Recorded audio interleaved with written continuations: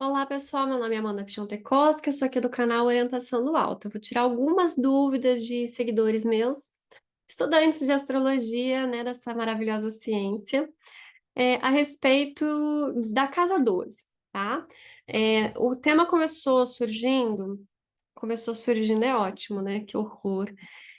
Ele surgiu quando as pessoas começam a estudar astrologia e vem o termo benéfico e maléfico. Então, a gente tem planetas benéficos e planetas maléficos, assim como a gente tem casas benéficas e casas maléficas. E esse termo de benéfico e maléfico significa agradável ou desagradável, tá? São temas, assuntos que, mesmo no pior estado deles, quando benéfico, eles acabam dando algum tipo de prazer para o ser humano. Então, vícios, né? Vênus. Os vícios de Vênus, por mais que eles aprisionem, eles sejam prejudiciais à saúde, eles são prazerosos, né? A própria relação, né, é prazerosa, a comida é prazerosa, assim, é aquela relação de desfrutar dos sentidos. Júpiter, né, fala bastante sobre a gula também, sobre o exagero, é tudo aquilo que aumenta demais, aquela coisa exagerada. Aparentemente é benéfico, mas tudo desregrado prejudica, tem uma conta a ser paga. Já o Saturno, até os significados melhores dele, como por ser um maléfico, é desagradável. Disciplina, responsabilidade, limites. Nossa, que coisa chata, entende? Marte, o deus da guerra, né? A gente vai ter o quê? Conflito, luta, espada, corte, rompimento, né? É a ação, é o fazer. Os dois ali, Marte e Saturno, uma concretização, uma realização. Não é um pouco desagradável, para dizer no mínimo, né? Então, por isso que tem esses termos. E não porque ele só vai ser bonzinho ou só vai ser malzinho. Da mesma forma, as casas, elas são parecidas dentro desse termo. Então, se a gente tem uma casa benéfica, os assuntos são legais, prazerosos. A gente tem uma casa maléfica, os assuntos são chatos. Então, como a própria casa 12 são prisões, são os vícios também, aquilo que tira o livre-arbítrio, tira a liberdade. É o período de gestação antes do nascimento também, mas é tudo que fecha, que cerca, são os grandes monstros, os demônios também. E já uma casa benéfica, a gente vai ter casa benéfica, os assuntos de, por exemplo, casa 11, que é uma casa benéfica da boa fortuna, sorte, salário, grupos, amigos de verdade, caridade, são coisas que abrem. Mas de qualquer forma, a gente pode ter uma sorte, uma coisa boa em uma coisa ruim em outra, né? É, Depende muito, na verdade, do senhor dessa casa e não do que está dentro dela. Porque simplesmente eu ter um planeta dentro daquela casa significa uma atuação daquele planeta um pouco naqueles assuntos, mas desde que o senhor dessa casa permita aquela expressão. Porque não adianta nada eu ter um Júpiter na 12, que é uma dúvida muito comum que as pessoas tenham, achando que ele vai trazer boa sorte ou facilidade para aqueles assuntos de casa 12. Ele, no máximo, vai te fazer refletir sobre hierarquia, ordem, leis, ética, moral, o julgamento, trazer uma reflexão sobre isso. Mas ele fica impedido de atuar, porque a casa é como se fosse um palco de atuação, a área de atuação. E se eu tenho uma área que eu não posso ter acesso, que não tem como a ser acessada, vai diminuir a expressão. A gente não tem as casas mais fortes e as casas mais fracas.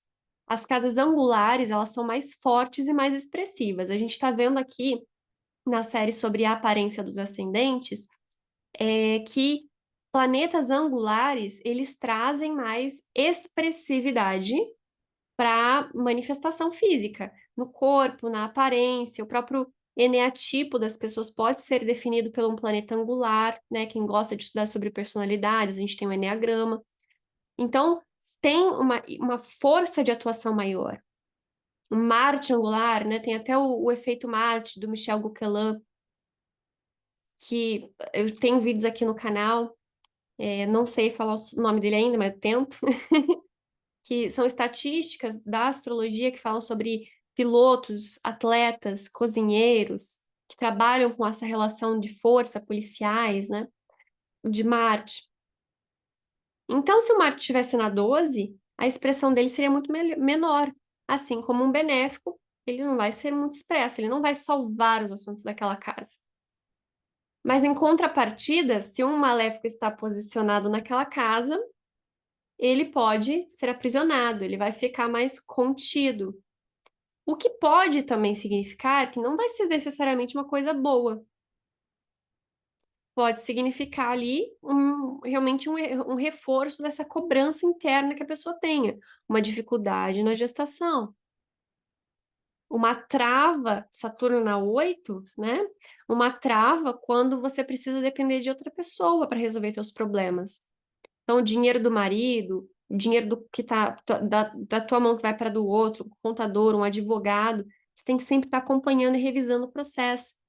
Porque por causa do seu mapa, ele pode cometer um erro. Sim, isso acontece. Alguma coisa vai ter, gente. Não tem como. Não tem como. Então, tudo depende também da interação entre os regentes, os senhores daquela casa. Ou seja, o regente, o senhor daqueles assuntos. Toda casa tem uma cúspide, que é por um signo, que é a entrada, a porta daquela casa. E aí, cada signo é regido por um planeta.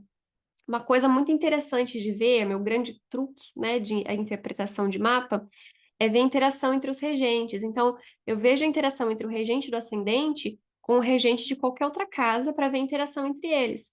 Então, se, por exemplo, um regente do ascendente está dando dignidade para o regente da 12, ferrou, porque a pessoa está dando energia para inimigos ocultos, para monstros, para espíritos, para qualquer coisa, para os vícios. Ainda mais se o planeta em questão der debilidade, tiver um signo de debilidade, de fraqueza para o regente do ascendente. Quer dizer que sai perdendo, mas se for o contrário, a pessoa triunfa sobre os desafios, sobre os perigos, sobre os problemas. Eu já vi casos, inclusive, que de triunfo, assim, que no caso, o regente do ascendente, o regente da 12 dava dignidade para o regente do ascendente. O regente do ascendente estava muito forte e dava debilidade para o regente da. Exemplo prático: ascendente em escorpião, Marte em escorpião. Casa 12, Libra, Vênus em peixes. Vênus tem debilidade em escorpião, onde Marte está. E por triplicidade, Vênus dá dignidade para Marte, que tem dignidade por triplicidade de água. Até isso a gente pode ver. Nesse caso, a pessoa conseguia fazer exorcismo, né? Sem autorização, é claro, mas tinha uma facilidade, uma predisposição com demônios, monstros, justamente por conta dessa força do próprio mapa. Os monstros acabavam gostando dessa pessoa. Ela era mais forte do que eles. E da mesma forma, questões, por exemplo, de tentativa de jogar macumba, trabalho, coisa ruim, também não pega, porque acaba que a entidade, o espírito acaba gostando da pessoa e protegendo a pessoa. É nato do mapa, né? Eu falo um pouco sobre isso também no meu vídeo aqui sobre a casa 12. E você pode fazer essa jogada de dignidade com todos os assuntos, né? Para relacionamento, principalmente. Ah, mas o regente da minha sete está ótimo, minha casa 7 é maravilhosa, mas como é que está a interação entre elas, né? Então é bem importante dar uma verificada nisso. Então, um Júpiter na 12, ele não vai ficar facilitando os assuntos, mas o Saturno ele fica jubilado ali. A gente tem uma observação, na verdade, não chega a ser dignidade ou debilidade, né, para astrologia, mas os júbilos planetários são alegrias dos planetas. Combina, é uma afinidade de assunto. E a gente vai ter o Mercúrio jubilando na casa 1, Vênus jubilando na casa 5,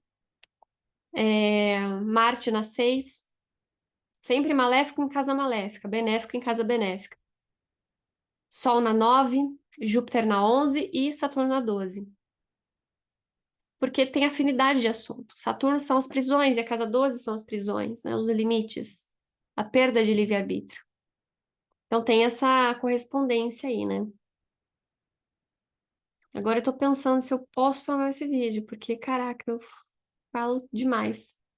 É, enfim, seja o que Deus quiser. Vou pensar nesse caso depois. Se você tá assistindo esse vídeo, não deixe de curtir, comentar, compartilhar, se inscrever, se constar comigo, dar um ok, um joinha, né? Contribuir de alguma forma, porque eu tô há anos pelejando nisso aqui e dando de bandeja, assim, para as pessoas, né? Acabar, viu? Ai, socorro. Mas é interessante a gente parar para pensar como que funciona o simbolismo, é a observação do símbolo e o que que ele representa, né? Porque no começo é muita confusão disso. Da casa ser assunto e planeta, e o que que o planeta faz. O planeta é o ator, a casa é o palco, o signo é o personagem que ele está vestindo, né? O papel que ele está interpretando. Aí a gente vai encontrando as facilidades ou dificuldades através das dignidades essenciais, principalmente, mas as acidentais também. Então, é basicamente isso. O Saturno, você tem que sempre olhar. A casa 2 você tem que sempre olhar o regente. Um benéfico ali não facilita, um maléfico ali é melhor do que ele angular, é óbvio, mas ainda assim não é garantia de que facilite a situação. A gente tem que sempre ver o mapa, porque o mapa é único, né? Não tem como. Bom, vou ficando por aqui. Se eu postar esse vídeo, tem vários vídeos aqui no canal. Enfim, espero que tenha contribuído para o aprendizado. Gosto muito de estudar e ensinar astrologia, principalmente. Fico muito feliz em poder contribuir. Qualquer coisa é só entrar em contato comigo aqui. Logo, logo vai ser curso básico, porque, né, esses termos que eu tô passando são técnicos também. E é isso, vou ficando por aqui.